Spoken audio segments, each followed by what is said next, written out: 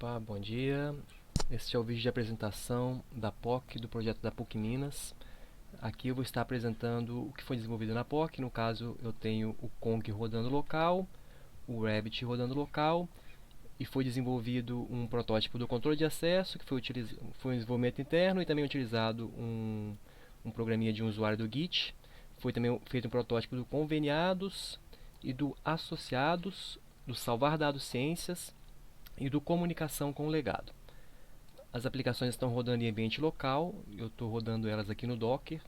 Então aqui eu tenho o Kong com o banco dele, o Conga, que é a aplicação de um usuário do Git, que eu usei para adiantar um pouco o trabalho, o Rabbit rodando em ambiente local também, e as cinco aplicações de protótipo, né?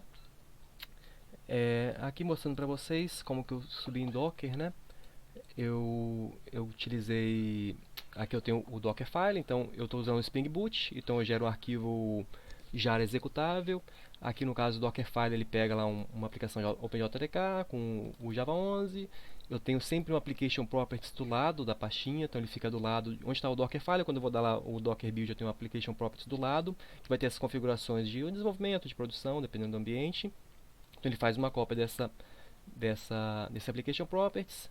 E eu tenho sempre que renomear o arquivo .jar. Por padrão eu deixei dessa forma. E aqui é só como que ele, o comando que ele executa quando ele sobe o Docker, né? Para subir as aplicações, estou usando o Docker Compose.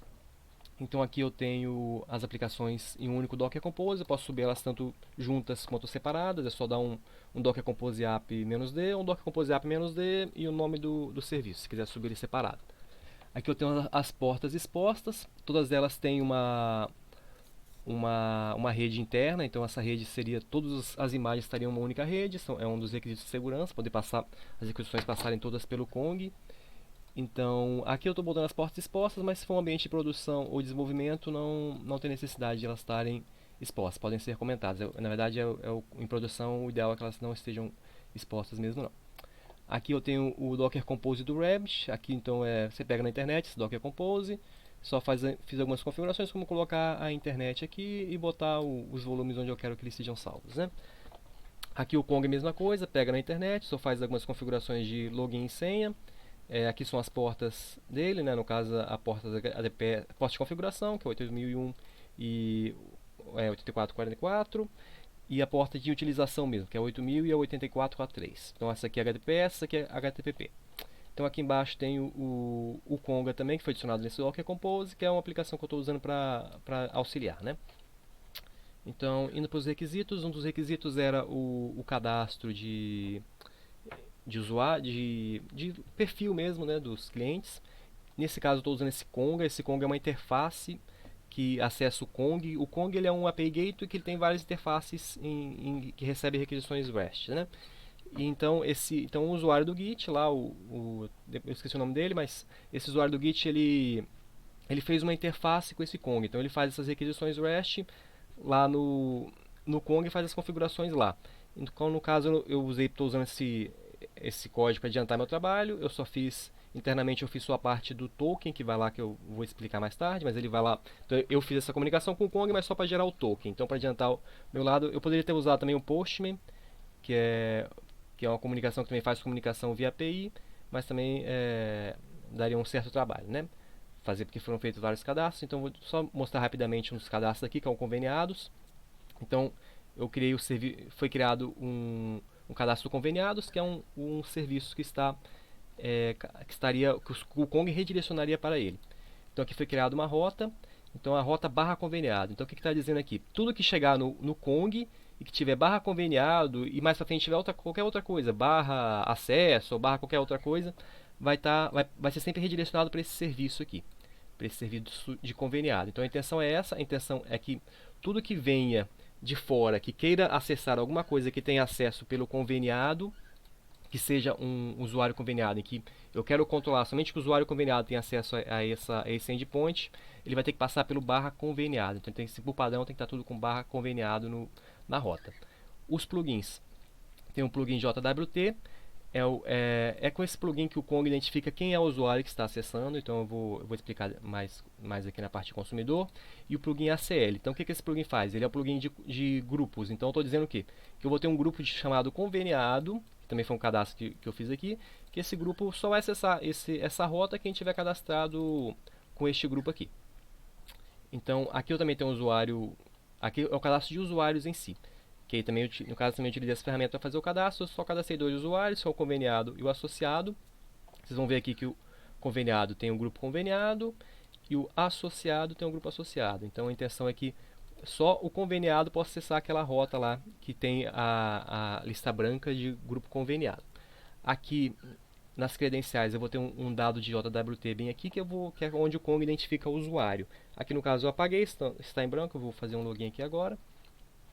Então eu faço o login do usuário, ele me dá um token de acesso que eu vou colocar nas outras rotas lá, mas o que eu quero demonstrar é que aqui agora no JWT, aqui, perdão, eu loguei com o usuário associado, não foi com o conveniado. Então aqui eu tenho o usuário conveniado, ele gerou um token para mim. Eu vou até gerar um novo aqui. Então gerou um novo token. Então se eu vier aqui, gerou um novo registro aqui para mim. Então cada login tem o seu próprio segredo e o seu próprio identificador. A intenção é essa mesmo, para dificultar qualquer tipo de ataque, né? Então aqui eu tenho, então eu fiz um login, recebi o token. Então agora eu vou para minha regra de negócio. Eu quero uma lista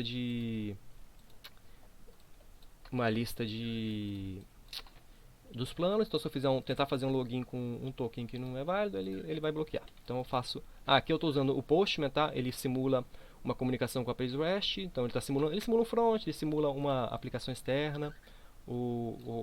Basicamente esses dois. Então aqui eu faço o login. Então aqui é só um get, então não tem nenhum, no body não tem nada. Eu estou fazendo uma consulta de planos. Então aqui traz para mim os planos, o valor do plano, a descrição. Fiz as regras de negócio bem simplificadas. A intenção é mostrar mais os requisitos não funcionais, né? Então eu estou trazendo planos e os valores do plano.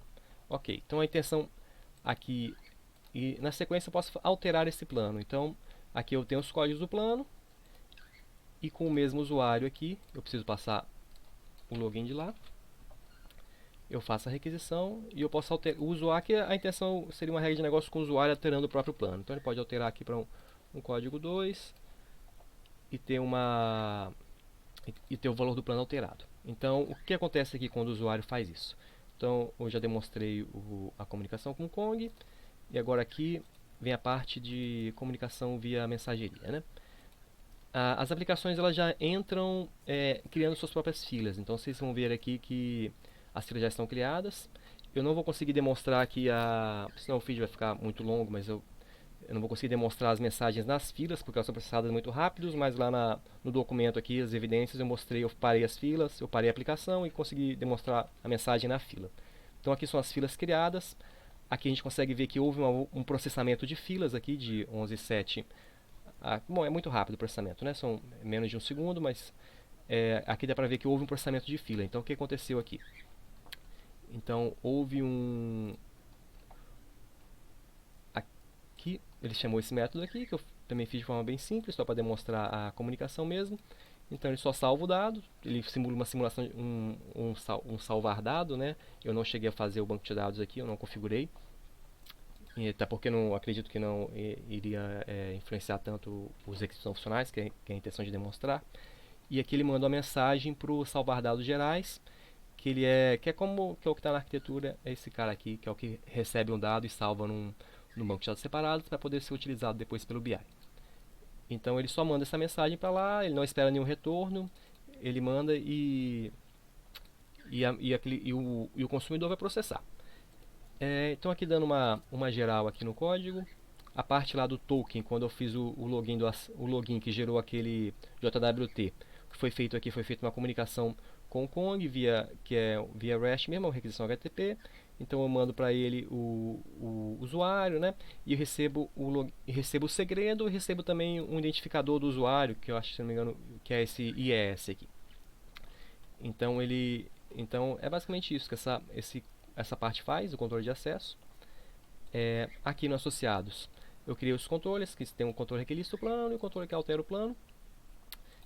E aqui são vários consumidores, tá? Então para não estender tanto o vídeo, eu vou mostrar só um de exemplo, é o mesmo padrão, de modo geral, só muda o nome da fila Então vai ter esses nomes das filas aqui, de acordo com o que está aqui nas filas. Estão associados, chamando de associado quer, e autorizado, autorização de exame, autorização.quer.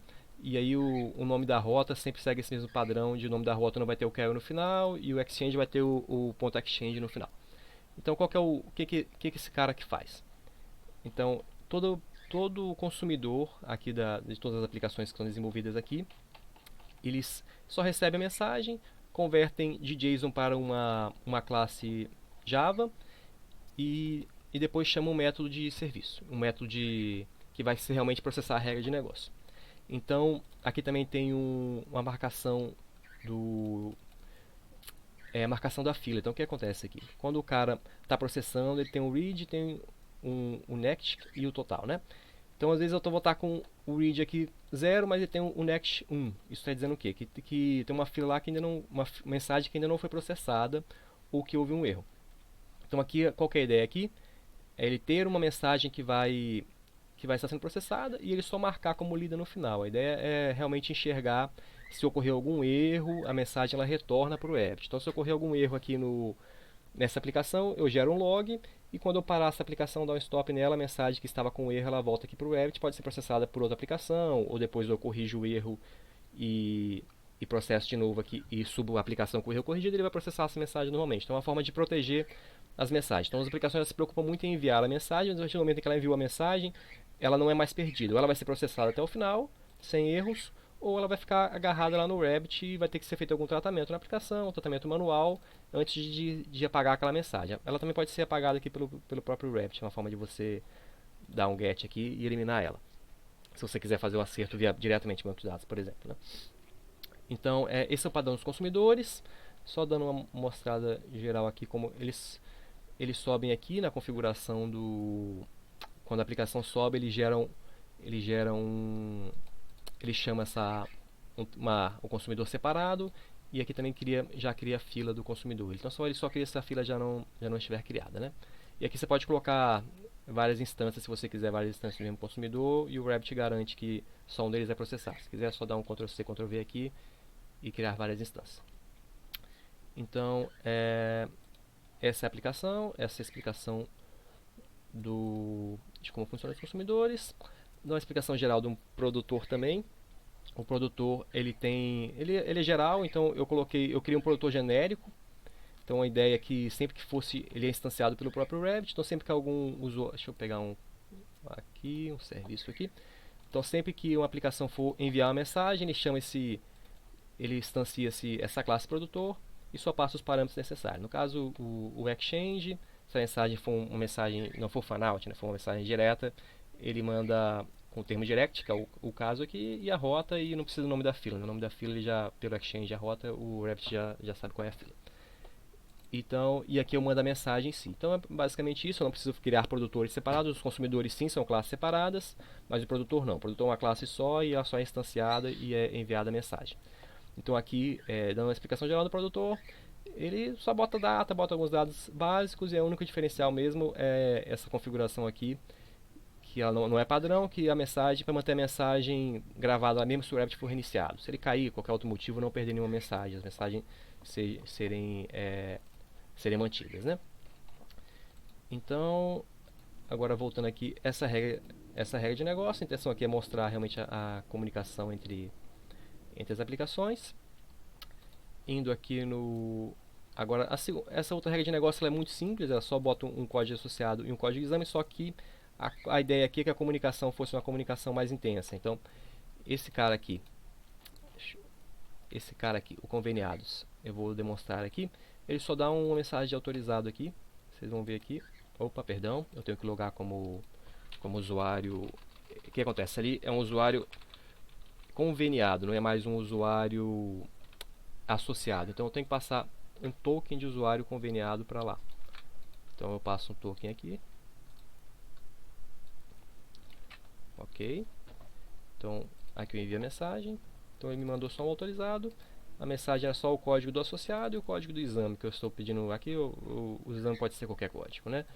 Aí eu teria uma lista, algum tipo de consulta com esses códigos e passaria aqui. Então, mas o que ele faz aqui por trás, né? Só para demonstrar que vocês podem ver até que vai ter muito processamento de mensagem aqui. Então houve mensagens processadas. Então o que, que esse conveniado faz? Ele recebe a mensagem, ele recebe a requisição via front-end, aqui no... Deixa eu demonstrar aqui o controller. Aqui, associados. Ok. Então ele recebe a requisição. Aqui eu esqueci de especificar aqui no associados que a alteração de plano eu não chego a enviar aqui o login do usuário que eu estou alterando o plano, porque eu pego o login pelo token, tá? Então tem essa questão aqui no associados, que eu pego o token, pego o usuário do token, como o token já passou pelo Kong, eu sei que aquele token é confiável, o Kong já faz essa validação, se ele receber um token que foi alterado, ou qualquer coisa do tipo, ele já barra lá mesmo. Então aqui eu só pego o token, já pego a informação dele, já sabendo que essa informação é uma informação que já foi validada pelo Gateway API. Então, voltando aqui no conveniados, então eu só faço uma requisição, aqui eu faço a requisição, então o que ele vai fazer aqui? Aqui ele vai chamar, então ele recebeu a requisição, então a primeira coisa que ele faz é mandar uma mensagem lá pro associado perguntando se o usuário está ativo. Então ele vai mandar essa mensagem via produtor, via RabbitMQ. Então aqui vocês vão ver que até já saiu aqui, mandar uma requisição nova. Opa, aconteceu, ok. Deixa eu só processar aqui. Como eu estou com muita aplicação rodando, às vezes minha máquina não está aguentando não. Apesar de serem aplicações leves, elas são muitas, né? Então, aqui vocês vão ver que houve duas mensagens, né? Duas mensagens sendo processadas. Então, o que ele faz aqui?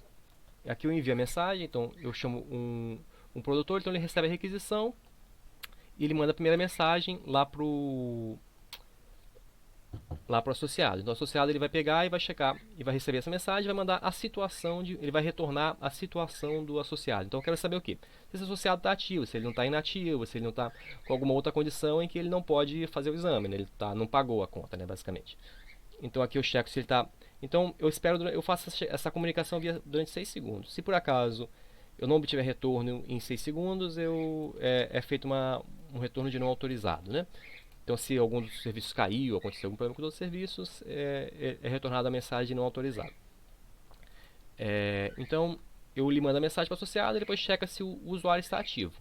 Se o usuário estiver ativo, ele manda uma mensagem para o comunicação com o legado, que faz uma simulação de comunicação com o SGPS, que é o sistema legado. Aqui, eu fiz isso, eu optei por fazer em sequência, mas aqui poderia ser duas mensagens ao mesmo tempo, tá? E depois só checando o retorno das duas, se as duas estiverem ok, dá um retorno de autorizado. Ficaria, em questão de desempenho, fica até melhor. Mas aqui eu acabei fazendo dessa forma. Então eu mando a mensagem pro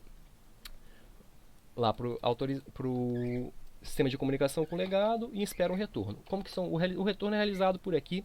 Eu tenho um retorno de situação associado ao consumidor. Aqui é um consumidor que processa o retorno dos dois. Então ele está numa única fila, ele vai receber o retorno dos dois e vai adicionar nesse lista autorizados aqui. Em uma situação que tivesse banco de dados, o correto seria no banco de dados, né? Aqui eu joguei para uma lista que está instanciada, uma lista que está como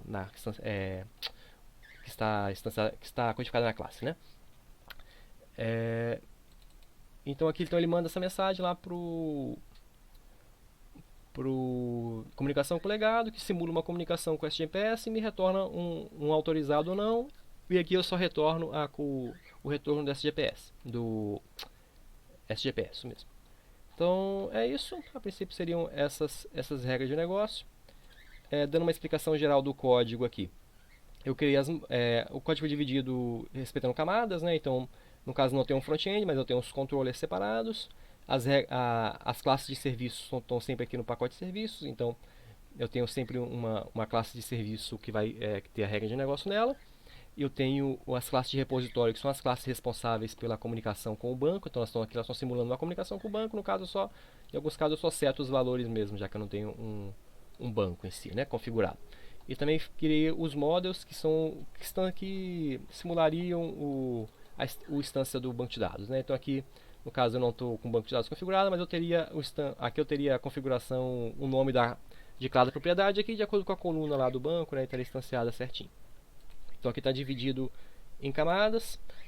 Eu coloquei o Swagger em todos eles, eu não cheguei a demonstrar aqui, mas a configuração do Swagger, onde tem, todos eles não, perdão, onde tiver controller configurado, eu cheguei a colocar.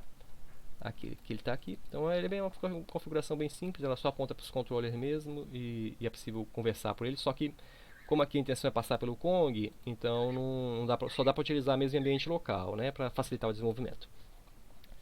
E então em log eu só estou salvando em log mesmo, estou só botando um print nesse protótipo.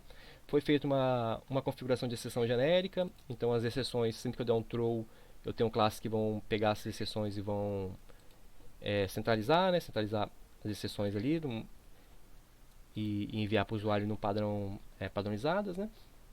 É, E eu achei isso. Foram criados DTOs de comunicação para padronizar as mensagens entre os serviços. Então, tem uma classe que converte o model, né, o model é o dado do banco de dados, né, como está formado, como ele se comunica com o banco de dados, em uma classe de transferência em si, né, de transferência que você vai comunicar entre as APIs.